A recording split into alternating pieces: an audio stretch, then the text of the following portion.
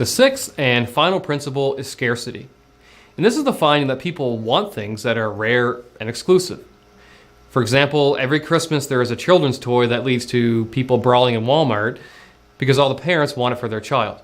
Cabbage Patch Dolls, Tickle Me Elmo, the list goes on.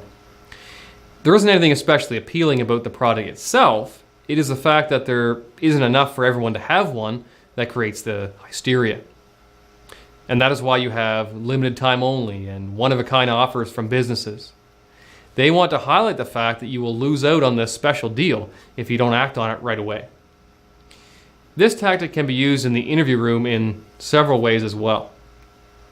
One approach is to stress to the interviewee the importance of their unique contribution to the case and the importance of the information that they have to share.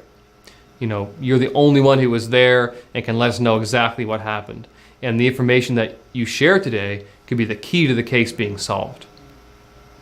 With suspects, it can be also effective to stress the fact that the interview is their one opportunity to explain what happened and give their side of the story. I wasn't there, but I do know there are two sides to every story, and this interview can be your chance to let us know exactly what happened. As with all persuasive tactics, of course, the interviewer has to be cautious that they don't go beyond what they are ethically and legally permitted to do.